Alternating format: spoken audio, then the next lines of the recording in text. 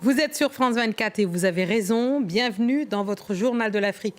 À la une ce soir, la pression diplomatique internationale qui s'accentue sur le Rwanda.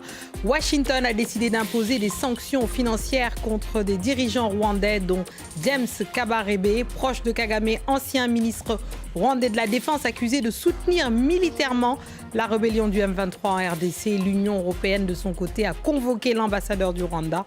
Et sur le front, les rebelles du M23, soutenus par l'armée rwandaise, poursuivent leur avancée rapide dans l'est de la RDC.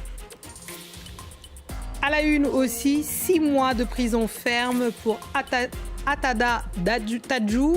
L'ancien entraîneur de taekwondo est condamné d'attouchement et de harcèlement sexuel en Côte d'Ivoire. Sur Mariam Cissé, médaillée de bronze au championnat d'Afrique en 2022, qui a vu sa vie basculer par cette affaire. Nous l'entendrons dans ce journal. Et on parlera cinéma ce soir à la veille de l'ouverture du FESPACO, le plus grand festival africain de cinéma. Et pour l'occasion, nous retrouverons un des plus grands documentaristes du continent, Michel Zongo, est réalisateur, producteur burkinabé.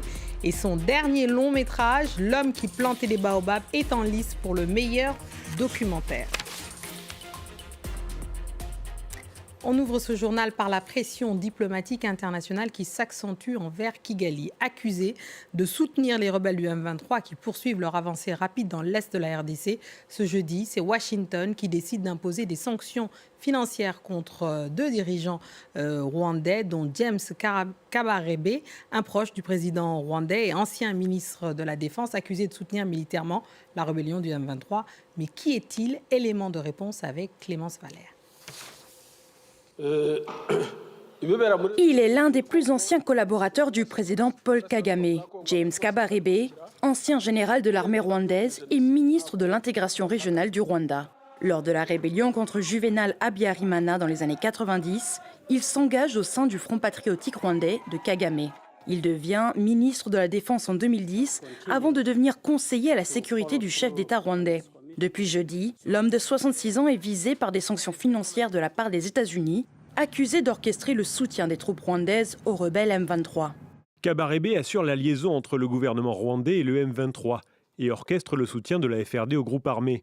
En outre, Kabarebe gère une grande partie des revenus que le Rwanda et le M23 tirent des ressources minières de la RDC. Il a coordonné l'exportation des minerais extraits de sites miniers de la RDC en vue d'une éventuelle exportation depuis le Rwanda.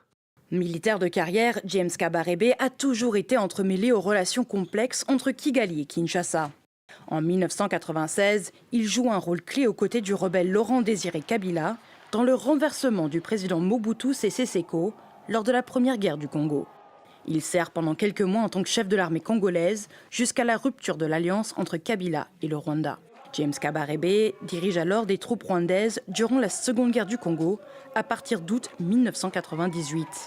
En 2012, le stratège et ministre de la Défense rwandaise de l'époque est accusé d'être le chef de facto des rebelles M23 par un rapport d'experts du Conseil de sécurité de l'ONU. Une accusation que Kigali et Kabarebe nient à ce jour. Et Kigali a réagi face à cette sanction via la porte-parole du gouvernement qui estime que les sanctions américaines sont, je cite, injustifiées et infondées.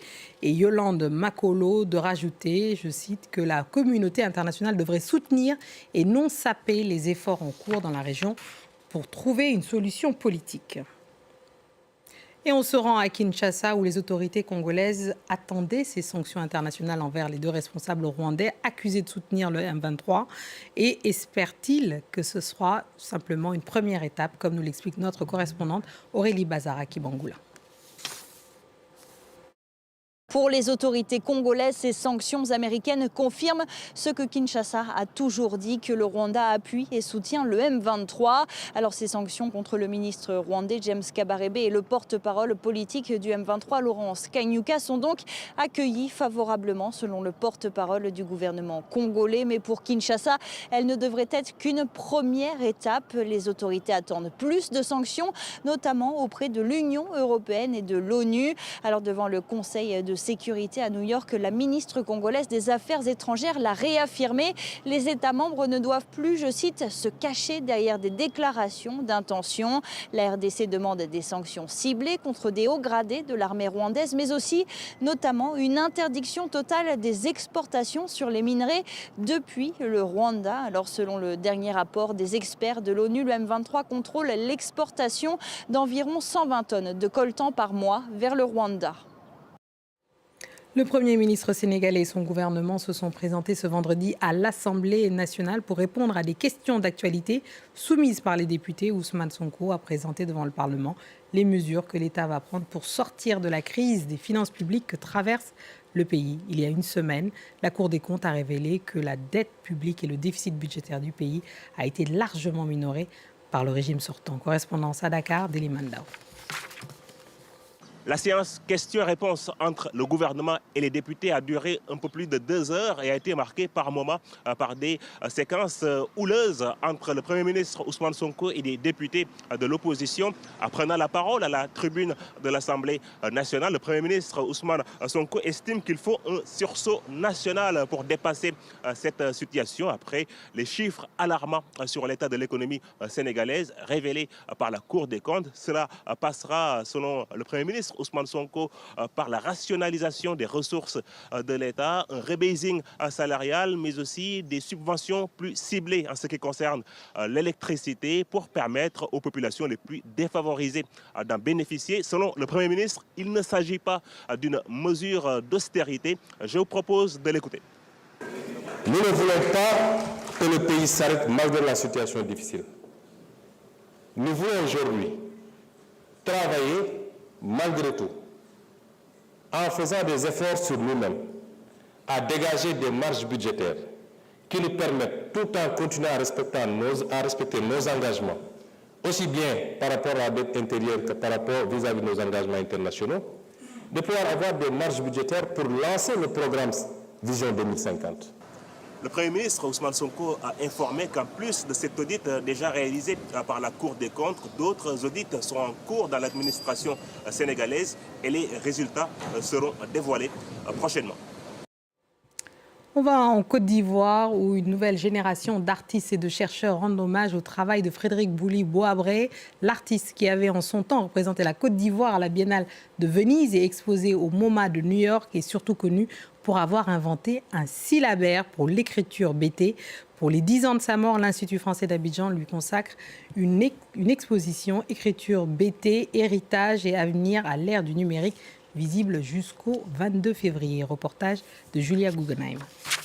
Ces élèves de CM2 sont venus découvrir l'exposition consacrée à Frédéric Brully-Boisbré et ses héritiers contemporains. En 1956, cet artiste a créé un syllabaire de 448 signes pour écrire la langue BT, toujours peu utilisée par les membres de l'ethnie du même nom en Côte d'Ivoire.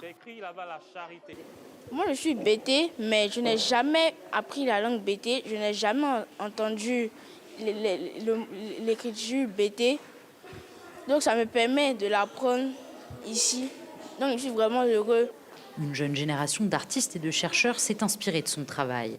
Adam Yeo a créé une typographie à partir de ses écritures. Donc là, chat, ri, té. En écriture BT, chaque caractère correspond à une syllabe. Tous les autres caractères sont basés sur un concept qui provient de la culture BT. Donc, Frédéric Bouli-Boisbré veut conserver la mémoire de son peuple. Il veut la garder pour la transmettre aux jeunes générations comme vous aujourd'hui. À cette époque-là, on est en 1956, on se situe à la veille des indépendances. Donc, Frédéric Bouli-Boisbré veut montrer que les Africains aussi peuvent créer, peuvent s'affirmer. Pour Adam, la transmission passe par la digitalisation, comme il l'explique lors de cette conférence. La majorité des écritures africaines restent sous-représentées sur le digital. En codant l'écriture BT, par exemple, dans le standard Unicode, cela va permettre à ce que l'écriture BT soit présente, qu'on puisse l'utiliser ici un clavier d'ordinateur. En attendant la fin de ses travaux, une application est déjà disponible pour écrire en BT. L'anonymisation de son écriture ne l'aurait plus. Parce que quand, de son vivant, il voulait que son écriture soit valorisée. Un pas de plus pour perpétuer et faire connaître cette écriture aux 800 000 locuteurs BT de Côte d'Ivoire.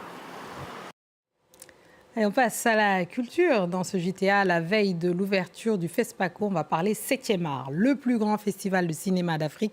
Et on ne peut pas parler du FESPACO sans parler de Souleymane Cissé, le grand réalisateur malien qui était un des pères fondateurs du cinéma africain et qui s'est éteint ce mercredi à Bamako à l'âge de 84 ans.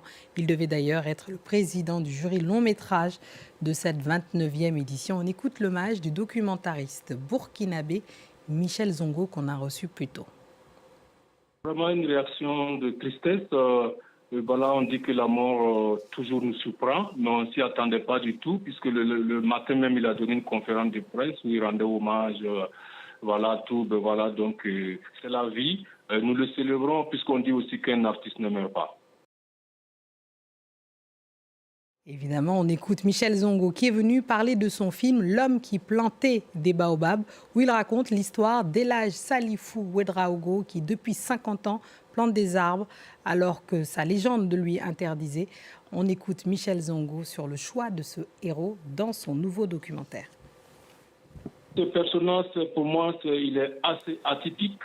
Il est pour moi vraiment un symbole d'un changement, d'une résilience.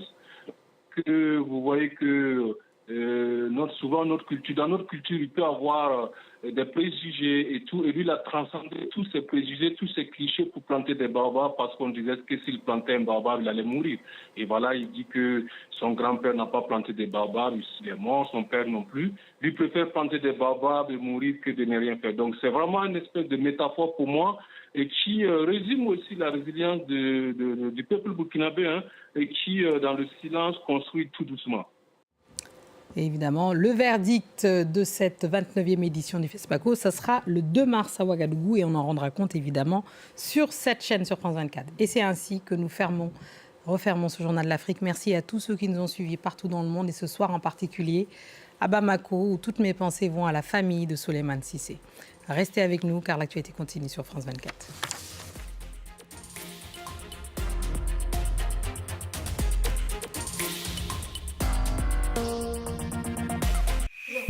Ils observent, alertent, ils témoignent, filment, photographient.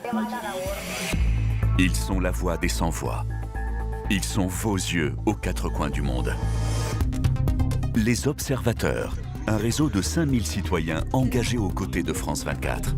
Pour notre observateur, l'opération est bien calculée. Des images et des témoignages amateurs vérifiés par nos journalistes, diffusés chaque semaine dans Les Observateurs, sur France 24 et sur observers.france24.com.